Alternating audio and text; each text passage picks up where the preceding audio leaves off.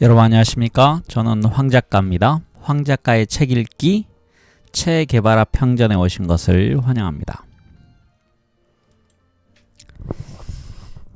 네, 오늘 읽을 부분은요. 허니문, 드디어 체게바라가 결혼을 합니다. 근데 그 첫 번째 결혼을 하는 부분을 읽어가도록 하겠습니다.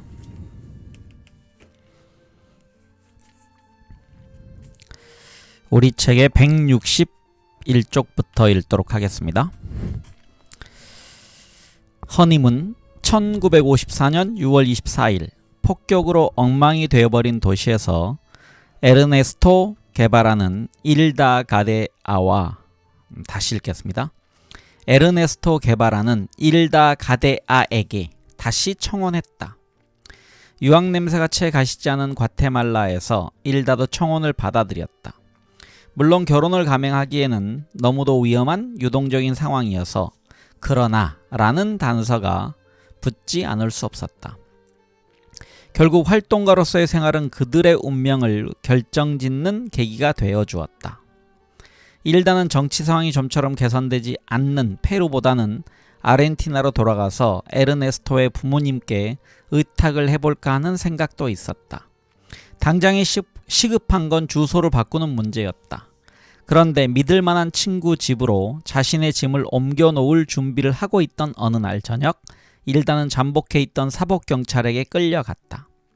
마구 흩어져 있는 사진과 편지들, 나동그라져 있는 사람들, 죄송합니다. 다시 읽겠습니다. 나동그라져 있는 서랍들, 일다의 방은 샅샅이 수색되었다.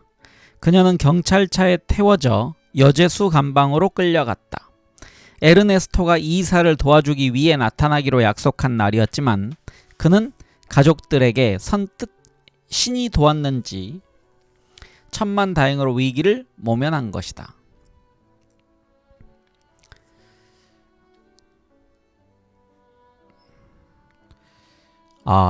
선뜻이 아니고요. 제가 읽다가 선뜻으로 읽었더니 문맥이 좀 안 맞아서 다시 읽어야 될 것 같습니다.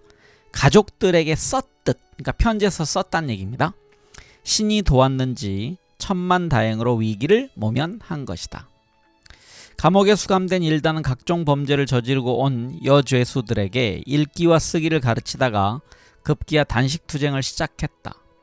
무이카 알베레스 칼데론과 후안 피게로 아라는 두 페루 친구가 그녀가 기다려 마지 않던 소식을 전해주었다.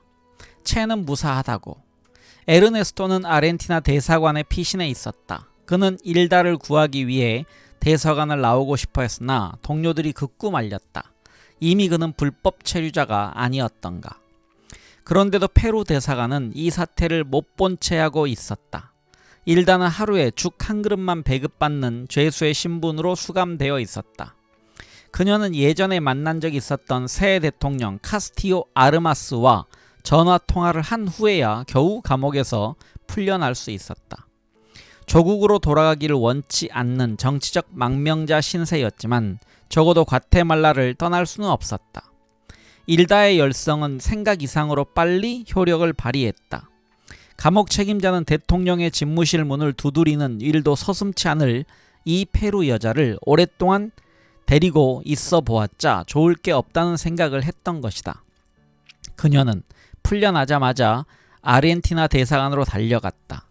일단의 경비병들을 태운 트럭이 정문을 가로막고 있었다. 그 경비선을 뚫기가 어렵다는 걸 깨달은 일단은 우선 친지 집에서 휴식을 취한 뒤 출입증을 발부해달라는 부탁을 에르네스토에게 어렵사리 전달했다. 대사관 안으로 들여보내주질 않네요. 내가 당신에게 모종의 명령을 전달할까 두려운 모양이에요. 적어도 내가 정치적 망명처를 요구할지도 모른다는 생각 때문에 몸을 사리는 거죠.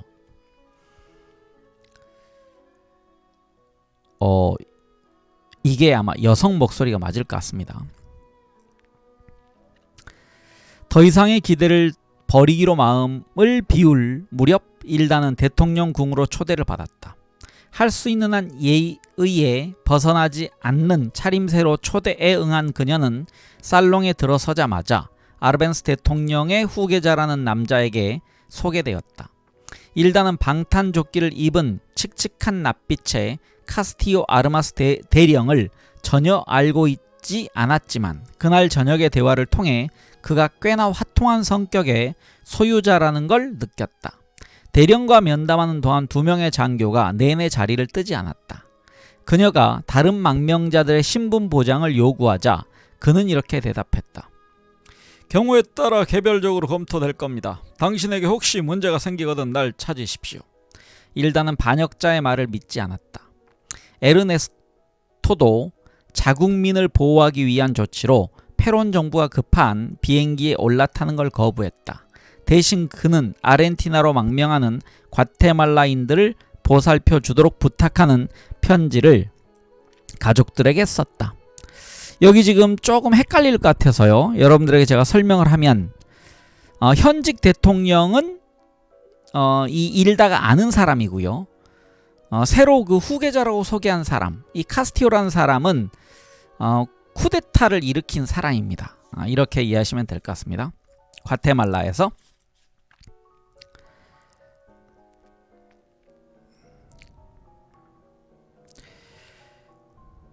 네, 지금 이 편지가 에르네스토가 쓴 거죠. 그냥 읽겠습니다. 제가 흙먼지가 풀풀 새는 구둣바닥으로 과테말라 땅을 밟았을 때 한 사람이 저에게 튼튼한 구두를 주어서 덕분에 여러 곳을 가볼 수 있었습니다. 저는 그저 그에게 감사하다는 말밖에 할 수 없었어요. 이제 제가 진 신세를 갚아야 할 차례인 것 같군요. 알베르토 그라나도와의 여행을 끝낸 지 어느덧 2년이 지난 1954년 9월 초순경 에르네스토는 아무도 그의 신분을 모르는 아티틀란 호반의 한 마을에 피신해 있었다. 그는 달갑지 않은 이 휴가를 마야의 역사에 대한 지식을 쌓는 계기로 삼았다. 또한 그는 나는 아르벤스의 몰락을 보았다 라는 긴 제목의 기사를 써서 반역자들에 대한 울분과 증오를 토로했다. 일다가 멕시코행 기차를 타려는 그를 배웅하러 역까지 나왔다. 에르네스토는 쿠바 친구들이 만들어준 서류를 갖고 있었다. 일다도 함께 차에 올라탔다. 그리고 기차가 맨 처음 멈춰서는 비아 카날레스에 이를 때까지 내리지 않았다. 그동안 에르네스토는 일다의 손을 잡고 그들만의 시인 바예호의 시를 큰 소리로 암송했다. 멕시코에서 다시 봅시다. 당신을 기다리겠소. 여건도 없이 가능한 일일까? 플랫폼에 혼자 남겨진 일다는 그의 키스가 마지막이 아니기를 바랄 뿐이었다. 과테말라에 돌아온 채의 약혼녀 일다는 곧장 자신이 신세지고 있는 친구 집으로 향했다. 그런데 정문 앞에서 그녀는 역에서 지나치며 본 듯한 자전거병의 모습을 다시 보게 되었다. 현관에 들어서자마자 남자 두 명이 앞을 가로막았다. 그들은 신분증을 요구했고 일다의 이름을 확인한 다음 체포하면서 멕시코로 추방할 것임을 알렸다. 그 비밀 경찰들이 일다의 얼굴에 얼핏 스친 미소의 의미를 알 리가 없었다. 추방이 이루어지기 전까지 일다는 그녀의 귀환을 반기는 여죄수 감방으로 다시 보내졌다. 하지만 일다가 여죄수들 곁에서 잘 수 있었던 건 단 하룻밤뿐이었다. 에르네스토가 앞서 지났을 말라카탄이라는 국경도시로 이송된 일다는 다시 그곳 감옥에 수감됐다. 그곳은 그야말로 톡톡히 오염된 곳이었다. 이 감옥에 수감된 다른 한 명의 스페인 사람은 그 지저분한 구덩이에서 나가기 전에 예전에 경영하던 식당마저 몰수당했다. 간수 사내는 음흉한 저의를 드러내며 악어 사냥에 함께 가지 않겠느냐고 일다를 꼬드겼다. 일다는 당연히 거절했다. 한 간수는 자신의 상관이 거절당한 걸 알자 이번에는 위험천만한 제의를 했다. 우리 둘만 멕시코로 도망칠까? 내가 너를 통과하게 해주면 대신 넌 내 일자리를 잡아주는 거야. 말도 안 되는 소리였다. 일다는 이 부패한 사내들의 제안을 일거에 거절했다. 그런데 이 궁지에서 벗어날 궁리를 하고 있는 일다에게 이번에는 수프 한 접시와 데킬라가 내밀어졌다. 당신들 두 사람이 도망가도록 해주지. 각자 50캐찰씩만 내놓는다면 말이야. 그 불쌍한 스페인 사람은 한 푼도 가진 게 없었다. 그리고 일다의 수중에는 60캐찰밖에 남아있지 않았다. 그러나 그녀는 애써 태어난 척하며 도리어 이렇게 제안했다. 40캐찰 어때요? 1인당 20캐찰씩. 더는 없어요. 거만한 인디오 여자와 징징 짜는 스페인 사람을 보내버리는 게 오히려 홀가분했던 법의 수호자들은 결국 두 사람을 풀어주었다. 그리고 일다는 한 뱃사공의 도움으로 한창 물이 불어 위험한 강을 무사히 건넜다. 멕시코로 들어온 일다는 부모님이 붙여주신 돈으로 비행기를 타고 에르네스토를 찾아 나섰다. 마침내 두 사람은 로마 호텔에서 재회했다. 당시 에르네스토는 기차에서 알게 된 홀리오 카세레스 바예라는 과테말라 청년과 함께 호텔에서 멀지 않은 한 오두막에 기거하고 있었다. 에르네스토는 이 청년을 만나자마자 청년의 부모도 자신이 좋은 시절이라 부르던 아르벤스 정권의 열렬한 지지자였다는 사실만으로 단번에 호감을 느낄 수 있었다. 에르네스토는 오전 중에는 한 병원에서 무보수로 일을 했다. 그가 생계를 꾸려 갈 수 있었던 것은 자신의 카메라로 아이들과 산책 나온 엄마들을 찍어주고 버는 얼마간의 수입 덕분이었다. 개수대에서 필름을 현상해서 집으로 배달해주고 수금을 하는 일은 홀리오의 몫이었다. 종종 에르네스토는 나비를 채집하러 나가곤 했다. 그 몇 개월 동안 그는 라틴 아메리카에서 의사의 임무라는 소논문을 쓰는 데 필요한 자료들을 수집할 수 있었다. 자신의 연구가 어느 정도 끝나가자 그는 파리에 가서 연구를 계속할 수 있도록 장학금을 받고 싶다는 희망이 담긴 편지를 아버지에게 써 보내기까지 하였다. 일다로부터 감옥 생활을 전해 들은 그는 네 번째로 그녀에게 청혼했다. 그가 기대했던 승낙은 이번에는 어쩌면이라는 수식어로 대체되었다. 에르네스토는 말을 돌려 물었다. 그렇다면 레알 극장에서 하는 로미오와 줄리엣을 보러 가는 게 어떨까? 그 영화는 차이콥스키의 발레곡을 배경으로 한 소련 영화였다. 무척 감동한 두 사람은 이번에는 셰익스피어를 두고 얘기를 나눴다. 1954년 10월 어느 금요일 에르네스토는 그저 일다를 다시 만난 것으로만 만족해야만 했다. 그래도 그날 채는 자신이 일하는 병원에 우연히 들른 니콜 로페스와 뜻밖의 재회를 할 수 있었다. 과테말라에서의 그 좋았던 시절을 그리며 일다와 에르네스토 그리고 쿠바 사람들은 다시 뭉쳤다. 에르네스토가 시가 중독자들이라고 불렀던 쿠바인들은 몽카다 병영 사건으로 투옥된 피델 카스트로와 그의 동생 라울이 한시바삐 풀려날 날을 기다리고 있었다. 여기서 이제 시가 중독자들이라고 불렀던 쿠바인들은 시에라마 에스트라에서 자신도 한패가 될 이렇게 나중에 혁명을 같이 하는 사람들이 됐다는 얘기입니다. 바야흐로 바티스타 운동 사상 최초의 중요한 시발점이 1953년 7월 26일에 정신을 기리는 M726 726 운동이 태동하고 있었다. 여기서 제가 조금 개입해서 말씀드려야 될 게 여기서 지금 로마로 갔다 그랬잖아요. 아까 일다가 로마 호텔에서 제외했다. 이건 로마는 이탈리아의 로마가 아니고 아마 멕시코의 로마인 것 같습니다. 그리고 한 개가 더 있었는데 까먹었습니다만 제가 생각나면 부연 설명을 하겠습니다. 체와 당시 그의 분신과도 같았던 훌리오 카세레스는 일다와 한 집에 살던 여류시인 루실리아 벨라스케스가 주최한 크리스마스 파티에 초대받았다. 조촐한 파티가 끝나자 에르네스토는 훌리오가 밤 시간 동안 일하던 서점으로 함께 갔다. 모두들 들떠있는 크리스마스 밤에 훌리오를 혼자 있게 하고 싶지 않아서였다. 에르네스토는 후일 그의 충실한 동무에 대해 이렇게 얘기한 적이 있다. 파토호, 이게 훌리오의 별명이라고 합니다. 파토호는 멕시코 대학에서 저널리즘을 공부한 한편 생활을 위해 일을 계속했다. 예민하고 총명한 데다 강인한 심성까지 겸비한 청년이었다. 무엇보다 놀라웠던 건 비교적 내성적이던 그가 피델에게 원정대의 일원으로 끼워달라고 부탁을 한 것이다. 하지만 피델은 더는 외국인을 데리고 갈 수 없다며 그의 제의를 거절했다. 후일 쿠바 혁명이 성공하자 훌리오는 체를 따라 쿠바로 건너와 멕시코에서처럼 다시 한 지붕 아래에서 지내게 된다.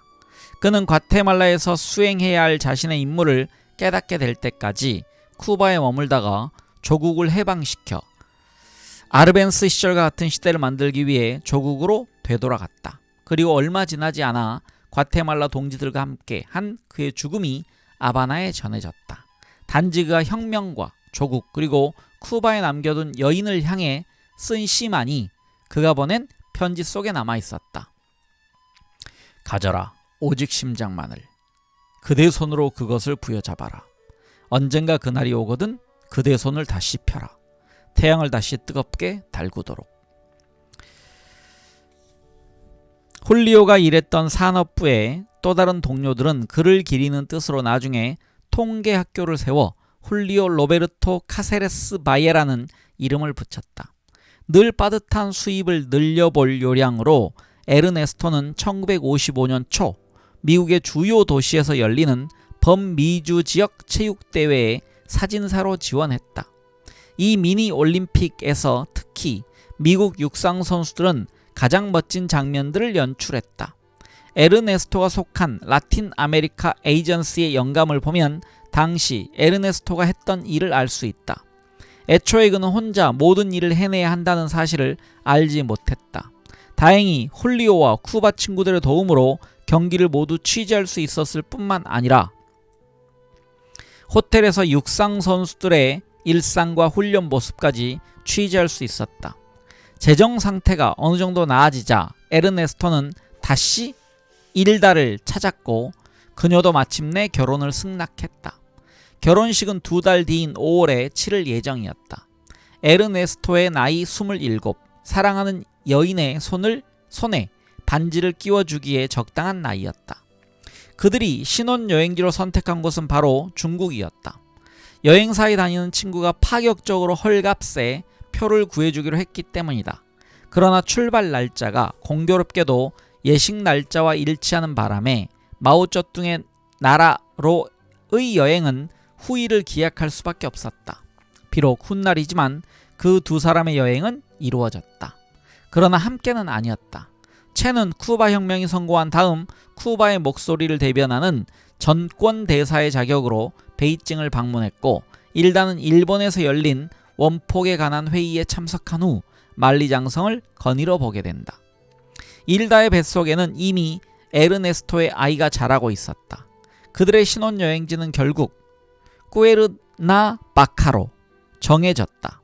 예정보다 시기 늦어져서 신혼의 첫날 밤은 미리 보낸 셈이 되었지만 그동안 에르네스토는 평소에 긴장된 분위기는 깡그리 버리고 다만 행복에 겨운 새신랑의 모습이었다. 그는 호텔방을 꽃으로 잔뜩 치장해 놓고 시를 써서 낭송하기까지 하였다. 자신의 앞길에 도사리고 있을 위험에 무심한 듯한 초연함과 애정과 감성이 넘치는 기질이 뒤섞인 복잡한 면모가 후일 그가 겪게 되는 싸움 속에서 빛을 발하게 되는 것인지도 몰랐다. 다른 한편으로 그의 기질을 나타내는 일화 중에 흥미를 끄는 것은 학창시절 그가 프랑스어로 된 몰리에르의 작품에서 죽음을 선고하는 마지막 구절을 여러 차례 베껴 쓰곤 했다는 사실이다. 나는 고개를 꼿꼿이 들고 교수대를 올라가는 이 장면에 이르면 힘이 솟는 것 같았다. 비록 내가 그 당사자는 아니었지만 약간의 피로써나마 프랑스 땅을 비옥하게 만들 수 있다면 나는 유린당한 민중을 위해 죽어야 하기 때문에 죽는 것이다. 필기시험을 보는 학생 시절의 글이 기질상의 발전을 드러내준다는 점을 고려해본다면 이 글은 참으로 시사해주는 바가 많다. 의사이며 고고학자, 작가, 언론인, 사진사, 시인, 체스 선수였고 거기에 운동까지 열심히 했던 그는 머지않아 게릴라, 국립은행의 총재, 장관, 그리고 대사직까지 수행하게 될 것이었다. 체가 다면적인 인물이었다는 사실은 이견의 여지가 없다. 다만 그의 나는 집요하고 어김없이 바로 우리로 향하고 있었다. 즉 그는 각각의 면이 다른 쪽을 보고 있다가도 결국은 한대로 모이게 되는 만화경 같은 인물이었다. 의사로서 에르네스토 게바라 박사가 알레르기학과 심장계통의 질병에 관심이 많았으리라는 점에는 의심의 여지가 없다. 그는 독재자들이나 어떤 방식으로든 남의 땀과 노력을 수탈하는 자들을 가장 큰 적으로 삼고서 자신의 가슴이라는 철장 속에 늘 그 사실을 가두어 놓고 그 노예가 되지 않기 위해 부단히 싸워왔기 때문이다. 매일 아침마다 병원에는 기나긴 환자의 행렬이 그를 기다리고 있었다. 그는 환자의 폐를 청진하고 그들을 간호하는 일에만 그치지 않았다. 그는 환자들의 얘기를 듣고 함께 의견을 나누는 시간을 많이 가지려 했다. 그것은 그가 수행하고 있는 라틴 아메리카 사람이라는 방대한 테마의 연구 작업 중 일부였기 때문이다. 5월 27일이라는 날짜가 쓰여진 편지에서 그는 이러한 확신을 아버지에게 담담히 전하고 있다. 아바나는 아주 특별한 방식으로 저를 끌어당기고 있습니다. 저는 레닌의 글 몇 장과 아주 교묘히 뒤섞여버린 그 풍경으로 제 가슴을 채우고 싶습니다. 과테말라에서 니코 로페스를 만난 이래 그의 머릿속에서 한시도 떠난 적이 없는 쿠바에 가고 싶다는 열망이 무르익고 있었다. 아직은 가슴 한구석에 깊숙이 묻어둔 계획이었지만 구체적으로 드러낼 계기만을 기다리고 있었다. 그로부터 며칠 후 그는 어머니에게 이런 편지를 썼다. 저는 포포카테페를 다시 읽겠습니다. 저는 포포카테페틀 산에 올라가 잉카의 혼인 파차마마의 내장을 속속들이 볼 수 있었습니다. 이곳 멕시코에는 산 카를로스의 계명을 계시받은 내 모험에 고무된 청년들이 기적처럼 나를 둘러싸고 있습니다. 여기서 지금 산 카를로스는 칼 막스를 의미하는 겁니다. 실제로 그 무렵 에르네스토는 쿠바로 들어가겠다는 자신의 생각을 가족들에게 은근히 주입시키기 시작했다.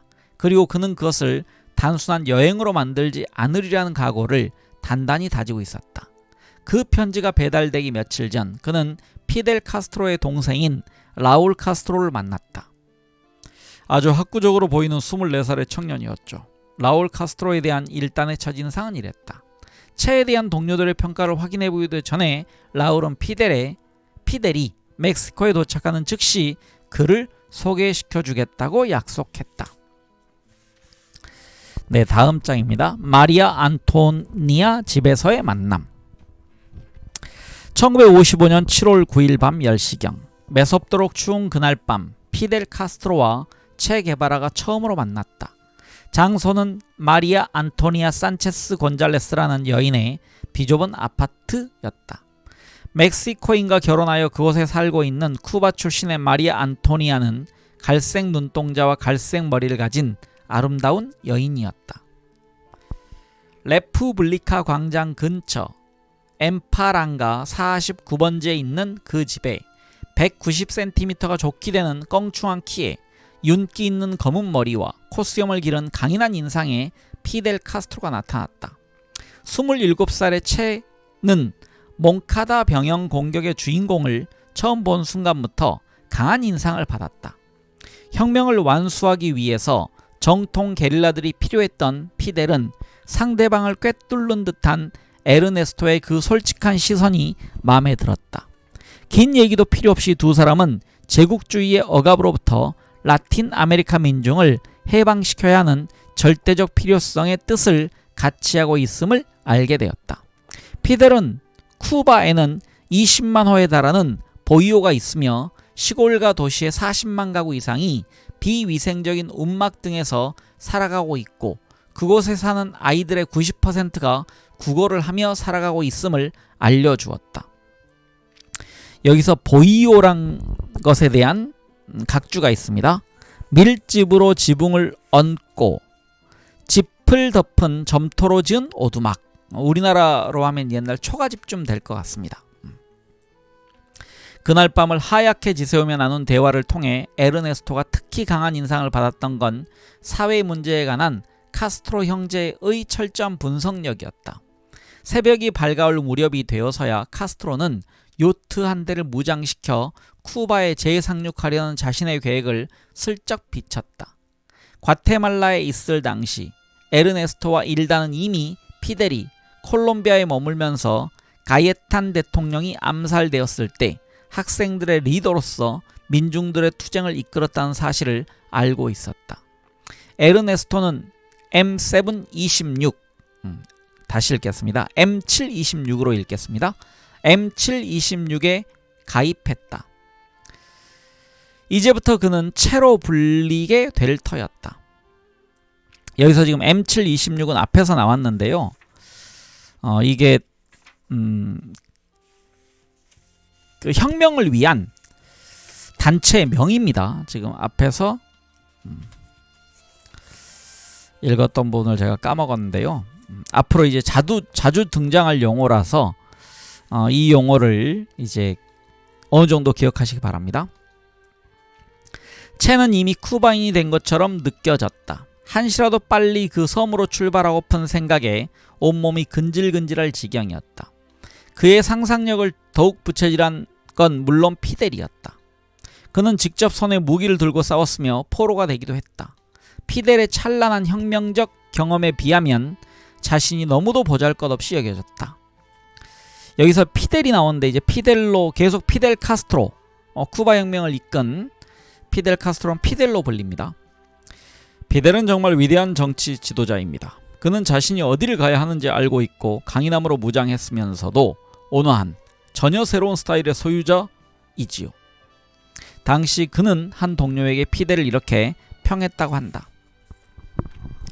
피델은 에르네스토와 일다의 집에 정기적으로 들러 식사를 하곤 했다.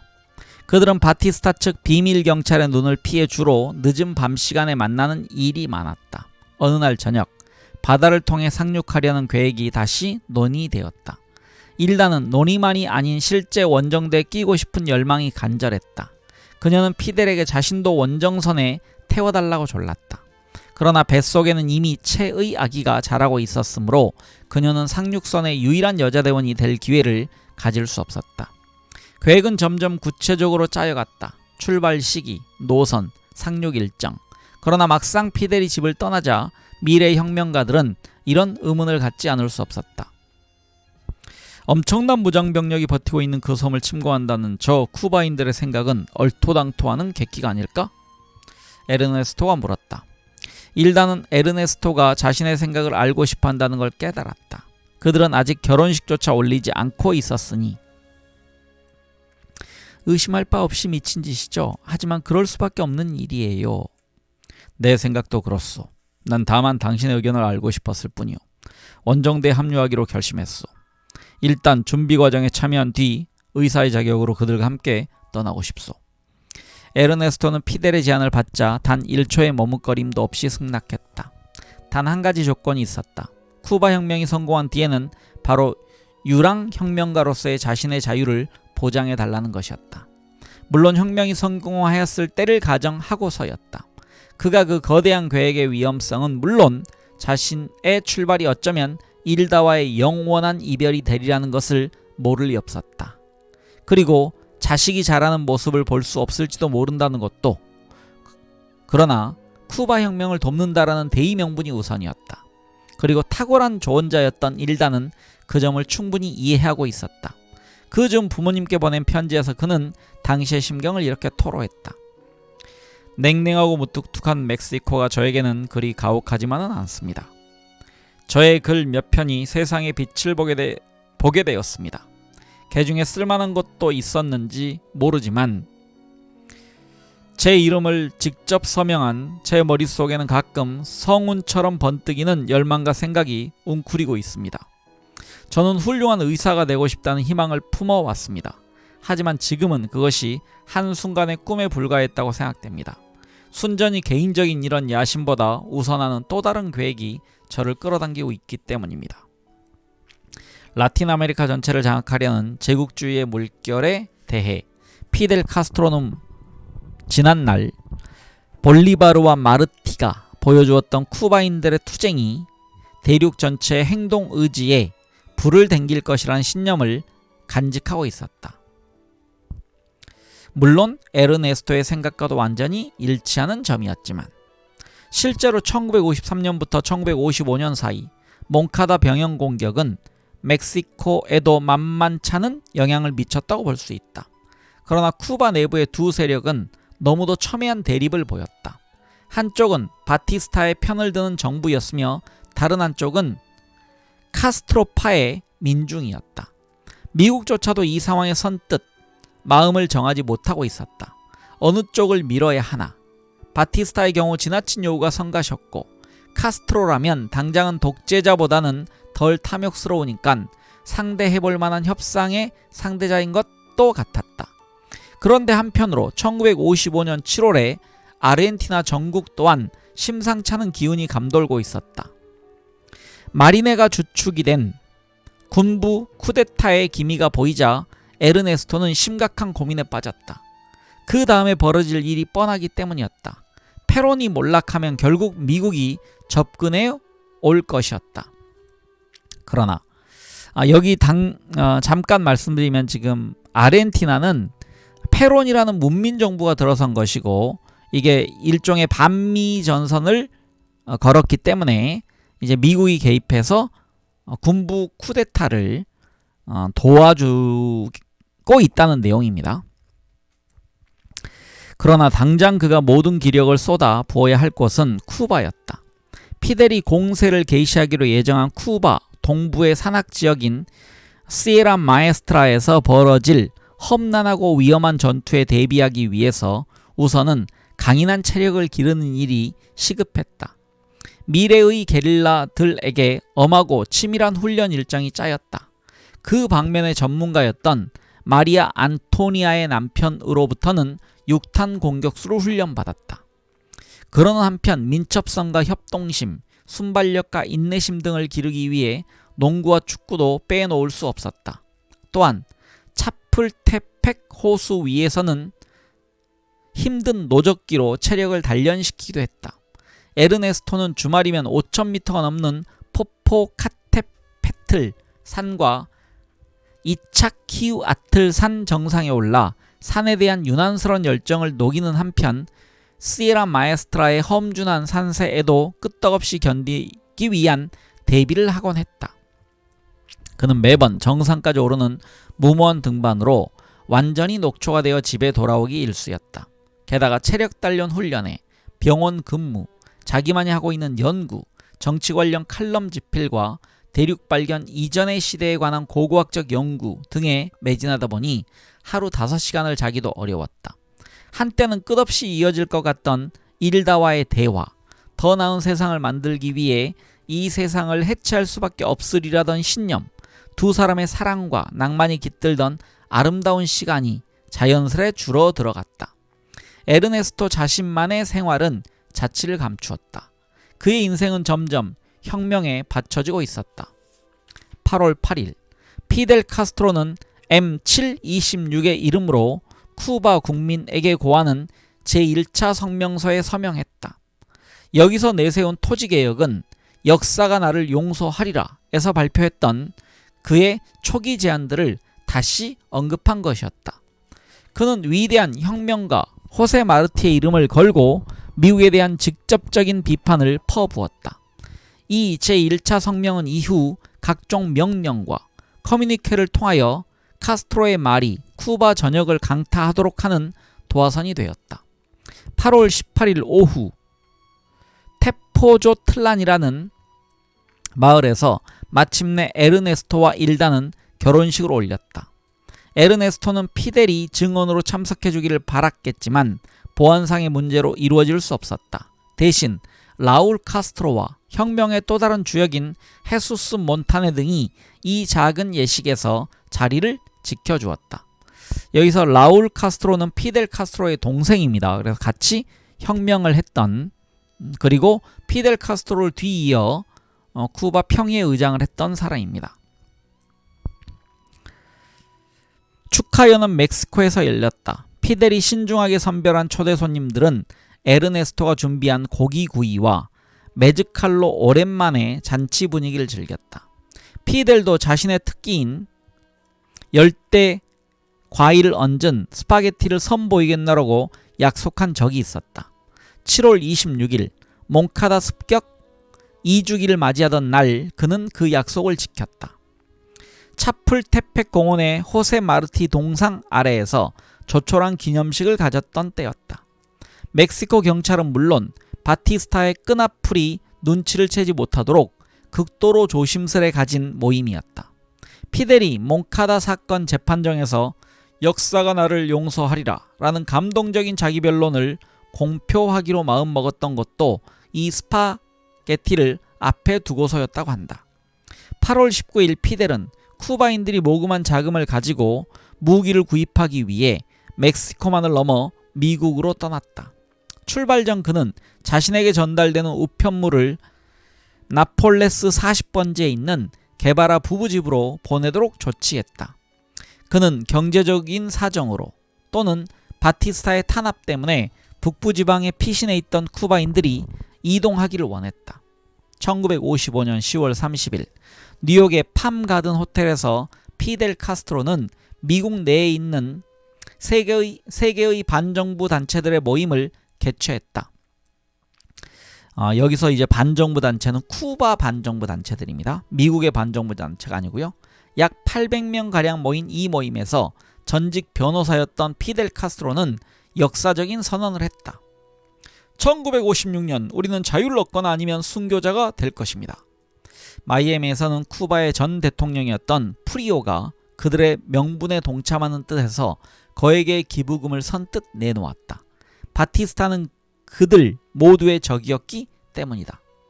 1955년이 저물어갈 무렵 아르헨티나에서 페론이 실각했다. 체는 아르벤스 대통령의 역사가 재현될 거라고 확신했다. 당시 어머니에게 보낸 편지에 그는 이렇게 썼다. 페론의 실각에 저도 적이 놀랐습니다. 그가 좋아서라기보다 그곳이 아메리카 전체의 눈을 대표하고 있다는 점에서입니다. 북쪽에 적을 두고 있는 아르헨티나에서는 그나마 그가 있어 우리의 철학을 지켜낼 수 있었으니까요. 공산당은 시간이 지나면 사라질 겁니다. 중요한 건 진정한 싸움을 꿈꾸는 것이겠지요. 그해 가을 일다의 배가 불러올 무렵 게바라 부부는 오랜만에 오붓한 시간을 가져보리라 계획했다. 그리하여 두 사람은 유카탄 반도를 비롯하여 파팔로아판과 팔렌케 등지에서 마야인들이 남긴 사원들, 피라미드, 그리고 비석들을 둘러보았다. 그러나 팔렌케의 습한 공기는 에르네스토의 천식을 도지게 했다. 덕분에 팔렌케에서의 체류는 망치게 되었지만 언제나처럼 그는 스스로를 치료했다. 여행 중에 들른 베라크루스의 한 싸구려 식당에서 있었던 일이다. 두 사람이 사원의 멋진 모습에 감탄하고 있을 때 옆자리에서는 일단의 수병들이 왁자지껄하게 술을 마시고 있었다. 그런데 그들의 우두머린 듯한 자가 게바라 부부에게 다가오더니 에르네스토에게 술을 권했다. 그리고 대뜸 이렇게 외치는 것이었다. 당신과 영국 여왕을 위해 건배! 그러자 역시 쾌활했으나 단호한 에르네스토의 대답이 뒤따랐다. 여왕이 아니라 나만을 위한 건배! 어안이 벙벙해진 그 수병은 머쓱한 표정으로 제자리에 가서 앉았다. 그런데 그가 또다시 한 잔을 부으며 큰 소리로 외치는 것이었다. 나는 여왕을 위해 건배하겠다. 그 순간 에르네스토의 턱이 굳어졌다. 그는 그 수병의 멱살을 잡아 끌고 그 자리에 주저앉히더니 동료들의 어리둥절한 표정에도 아랑곳 없이 다그치는 것이었다. 다시 말하지만 나만을 위한 거야. 여왕이 아니라. 이 뒤늦은 신혼여행은 모캄보의 한 배 위에서 끝이 났다. 사이클론으로 고생하던 일다가 예정보다 빨리 진통을 느꼈기 때문이다. 남편의 천식과 사원 방문, 게다가 사이클론의 강타를 정신없이 겪은 일다는 멕시코로 되돌아오자 안도의 한숨을 내쉬었다. 여기 지금 제가 설명이 안 나와서 부연 설명을 좀 하면요. 여기 지금 수병하고 지금 다툼이 있었잖아요. 여기서 지금 여왕이 왜 문제가 되냐면 아르헨티나는 영국의 한때 식민지였습니다. 그래서 아르헨티나 출신 백인이란 걸 아마 그 수병들이 알았을 것이고, 억양 같은 걸 통해서, 그래서 너 아직도 백인이기 때문에 여왕을 숭배하겠지라고 그래서 여왕을 찬양하는 건배를 했고, 하지만 남미가 대동단결해야 된다는 생각, 그리고 인디오 편에서 사고하는 카스트로 입장에서는 여왕을 위한 게 아니다 라는 식의 다툼이 있었다는 얘기입니다. 그래서 여기서 여왕은 여기서 얘기한 영국 여왕은 지금의 퀸 엘리자베스를 의미합니다. 퀸 엘리자베스 2세인가요? 그 지금 현존하는 여왕이 그 당시에도 여왕이었습니다. 그리고 아르헨티나와 영국과의 관계에서 기인한 겁니다. 에르네스토는 베아트리스 이모에게 이렇게 썼다.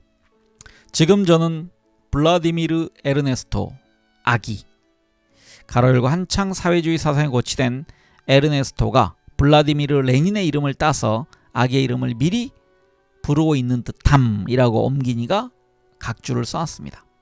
다시 읽겠습니다. 저는 지금 블라디미르 에르네스토 아기의 탄생을 기다리고 있습니다. 물론 아내 역시 무척이나 아기를 기다리고 있답니다. 지난 며칠 동안 좀처럼 비가 새지 않던 우리 집 천장이 흠뻑 젖을 정도로 많은 비가 왔습니다. 그 해의 마지막에 접어들 무렵 에르네스토는 피데를 비롯한 쿠바인들과 부쩍 잦은 만남을 가졌다. 준비가 착착 진행되어 가고 있었다. 에르네스토는 체중을 더 줄여야겠다고 결심했다. 그는 예리한 단검처럼 날렵하게 전투에 임하고 싶었다. 비록 의사의 신분으로 가담하고 있지만 언젠가는 전투에 직접 참여하리라는 은밀한 욕심이 마음 깊숙한 곳에 도사리고 있었다. 그는 아침마다 먹던 고기 한 조각도 과감히 피하고 병원에서도 샌드위치 한 조각으로 오후 시간에도 약간의 요기만으로 버텼다. 덕분에 그는 차츰 진정한 특공대원으로서 손색 없는 신체를 갖게 되었다. 1956년 새해를 맞아 어머니에게 보낸 편지에서 그는 자신의 근황을 이렇게 썼다. 성난 정복자 같은 제 발 아래서 화산이 내내 꿈틀거리고 있습니다. 아기는 2월 마지막 주쯤에야 태어날 것 같습니다. 그리고 3월이 지나면 저는 제 장래를 결정지을 중대한 결심을 할 것입니다. 그의 2월은 멕시코 교회에 있는 로스 가미토스 사격 연습장에서의 훈련으로 시작되었다. 사실 어린 시절 알타 가르시아에서 리볼버 권총으로 사격 연습을 많이 해본 에르네스토로서는 정확한 사격수로서의 면모를 과시할 기회였다. 준비는 착착 진행되고 있었지만 피델은 로스 가미토스에서의 사격 연습으로는 불충분하다고 판단했던 모양이다. 그는 스페인 내전에 참전했던 스페인 출신의 알베르토 바요 장군에게 좀 더 안전하면서도 넓은 훈련장을 찾도록 지시했다.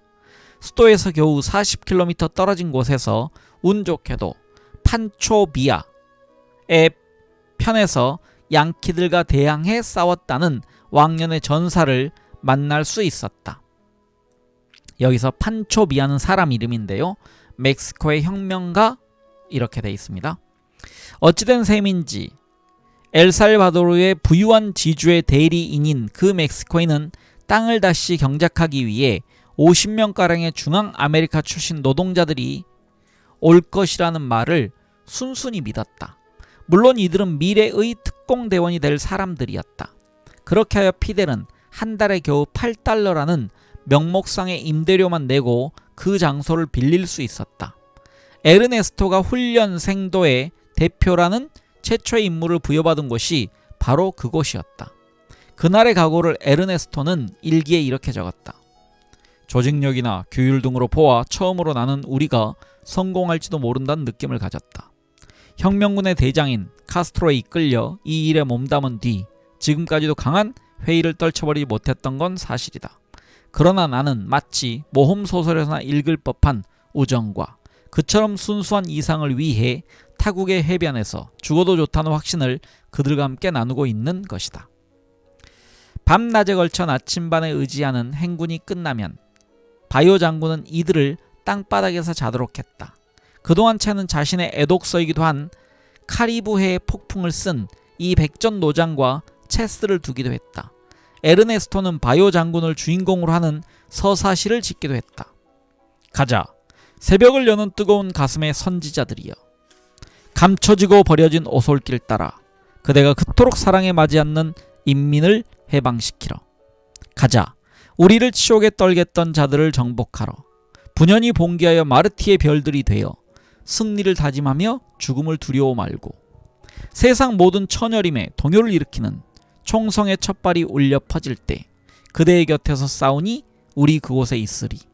토지개혁, 정의, 빵, 자유를 외치는 그대의 목소리 사방에 울려 퍼질 때 그대 곁에서 하나된 목소리로 우리 그곳에 있으리. 압제의 한가는 의로운 임무가 끝날 때까지 그대 곁에서 최후의 싸움을 기다리며 우리 그곳에 있으리. 국유화라는 화살로 상처 입은 야수가 옆구리를 핥게 되는 날 그대와 함께 강건한 심장으로 우리 그곳에 있으리. 선심으로 치장한 압제자들도 우리의 강건함을 약화시킬 수는 없으리. 우리가 바라는 건 총과 탄약 그리고 몸을 숨길 곳, 더 바랄 것 없네.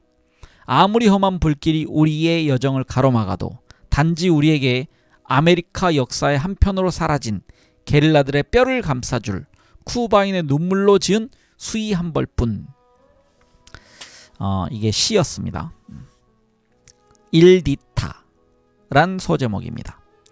아이는 여자아이였다. 미리 지어놓은 블라디미르 에르네스토라는 이름은 일다 베아트리스로 바뀌었다. 일다는 예정보다 일주일 빠른 1956년 2월 15일 멕시코시 산토리오 병원에서 태어났다. 아버지가 된 에르네스토는 갓난 딸을 위하여 가장 깊은 사랑의 꽃잎이라는 시를 지었다.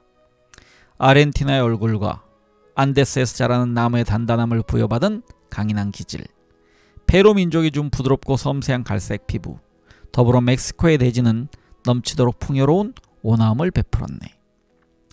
나폴레스 거리처럼 번잡한 곳에서 아이를 키우는 것은 무리였다.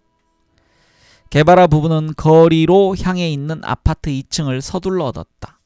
병원에서 두 사람의 일다가 태어나자 집을 방문한 피델은 이런 말로 그들을 환영했다고 한다. 이 아이는 쿠바에서 자라게 될 거요. 에르네스토는 그 즈음 어머니에게 쓴 편지에서 이런 말을 했다. 사회주의에 대한 저의 신념은 하염없이 깊어져만 가고 있답니다. 우리의 통통한 귀염둥이는 마치 마오쩌둥을 쏙 빼닮은 듯 하다니까요. 5월 둘째 주부터 에르네스토는 찰코 훈련장에 합류했다. 상륙 조건을 좀 더 치밀히 확인해야 하는 중요한 단계였다. 그런데 훈련장을 떠난 지 이틀 만에 피델 카스트로가 다른 4명의 쿠바인들과 함께 체포됐다. 형식적으로는 체류 허가 기한을 넘겼다는 혐의였다. 언론에서도 대서특필한 피델의 체포 사건은 멕시코 경찰과 FBI 그리고 바티스타 비밀경찰의 합작품이었다. 도저히 빠져나가기 어려운 교묘한 그물망에 걸려든 것이다. 피델에게 일정한 거처가 없기는 혁명 후의 아바나에서도 마찬가지였다. 그는 1956년 6월 20일 거리 한복판에서 체포되었는데 경찰은 막 붙잡은 라미르 발데스와 우니베르소 산체스를 방패막이로 이용했으니 총을 쏘면서 대항할 수도 없는 상황이었다. 이 검거 태풍으로 15명의 대원들이 잇따라 걸려들었다. 그들 모두는 미켈 슐츠가에 있는 내무성 감옥에 수감되었다. 라울 카스트로만이 무사히 그 그물망을 피해갈 수 있었다. 상당한 주저 끝에 멕시코 정부는 M726의 조직망을 와해시키려는 바티스타 정부에 협조하기로 결정을 내린 듯했다. 아바나에서는 가급적 조속히 범인들을 쿠바로 송환해달라고 요구했다. 그럴 즈음 마이애미에서 프리오 전 대통령의 편지가 멕시코의 루이스 코르티네스 대통령 앞으로 전달됐다. 또한 피델의 동료 변호사들은 멕시코 혁명의 최후 투사였던 전 대통령 라자로 카르데나스의 중재로 자유의 수호자들을 석방해야 한다면서 코르티네스 대통령에게 압력을 가했다. 카스트로의 구금 사실을 알게 된 일다는 한시도 지체할 수 없었다. 그녀는 그와 관계된 모든 문서들을 도나라우라라는 친구 집에 맡겼다. 아니나 다를까 이튿날 오전 2명의 사복경찰이 집에 들이닥쳤다. 당신이 일다 가데아요? 아니요, 저는 일다 가데아 대게바라입니다. 혹시 우편물 받은 적 있어? 그럼요, 페루에 계신 부모님으로부터요. 우리 얘기는 그게 아니요. 혹시 다른 나라로부터 정보를 받은 적이 없냐는 얘기요. 없어요. 일단 우리랑 같이 가줘야겠어. 당신이 정말 그 정보에 대해 모르고 있는지 확인해봐야 하니까.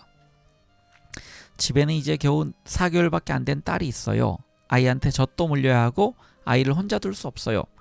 할 수 없군. 지금은 안 되지만 어쨌든 집 밖으로 한 발짝도 나설 생각은 마시오. 우리가 지켜보고 있으니까. 그들이 나가자마자 일다는 얼른 미장원으로 향했다. 머리를 자르기 위해서가 아니라 그들이 정말로 미행하는지를 알아보기 위해서였다. 1시간 후 그녀는 쿠바 사람들이 자주 드나드는 한 술집에 들러 원정대의 일원인 크레스포를 만났다. 그날 오후 2 경찰이 다시 왔다. 이번에도 이런 방구도 없이 다짜고짜 2 모녀를 경찰차에 실었다.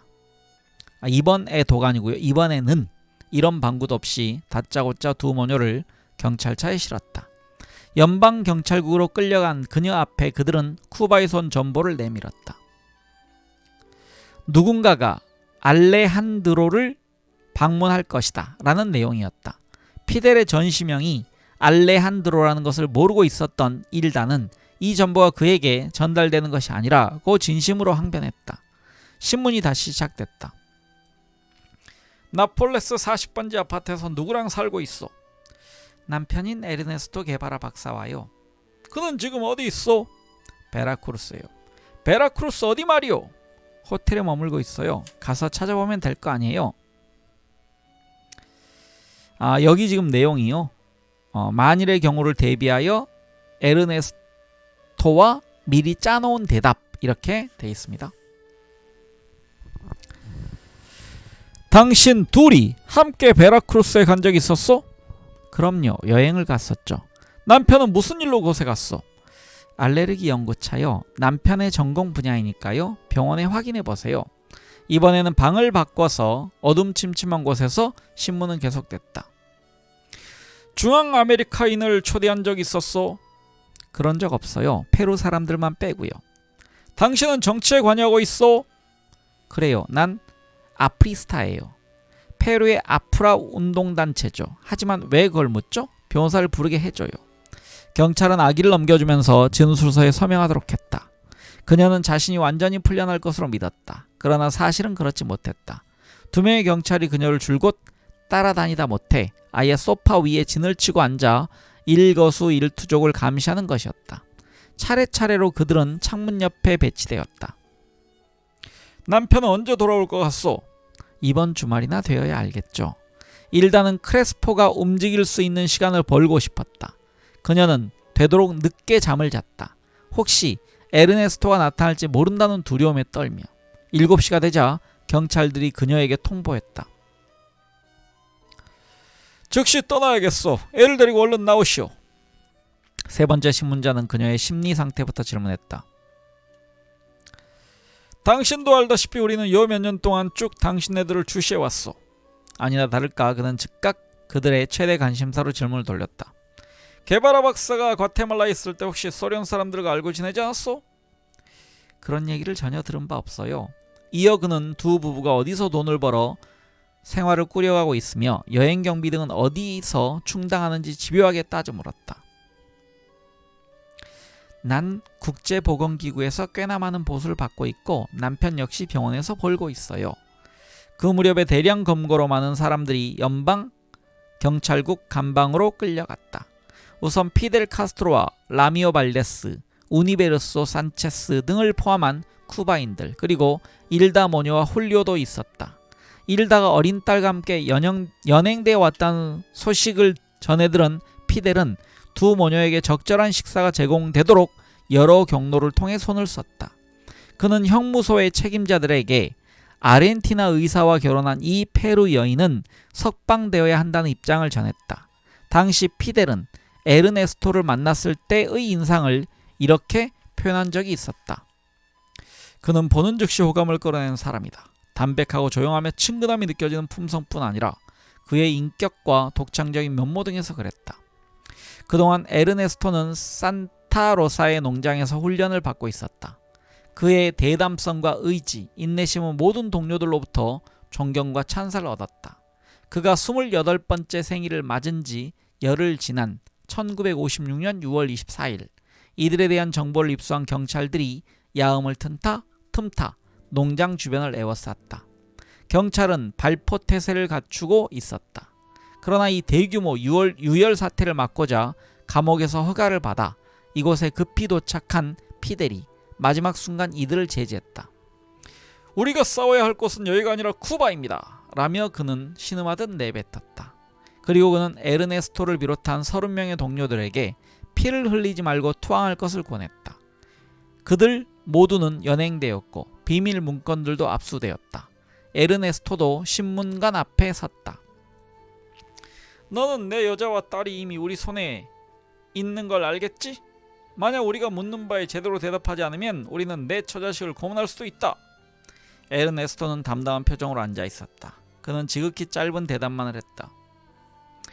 소련에서 온 자들과 만났나? 그런 적 없어. 절대로? 절대로. 에르네스토는 어둠 속에서 앉아있는 수상쩍은 사내의 기척을 느꼈다. 그 사내는 신문을 하는 자들에게 영어로 무언가를 얘기했다. 그래, FBI 아니면 CIA 요원이겠군. 쿠바 혁명가들이 공산당 영향을 받고 있는지 알고도 싶겠지. 별다른 소득을 얻지 못한 채 신문이 끝나자 에르네스토는 아버지의 친구인 울리세스 프티미라와 협력하여 그를 석방시킬 방안을 강구하던 가테말라인 알폰소 바우에르 파이스와 면회하게 되었다. 파이스는 변호사의 충고를 거듭 강조했다. 그러나 일단은 남편이 이런 식의 개입을 원치 않으리라는 것을 알고 있었다.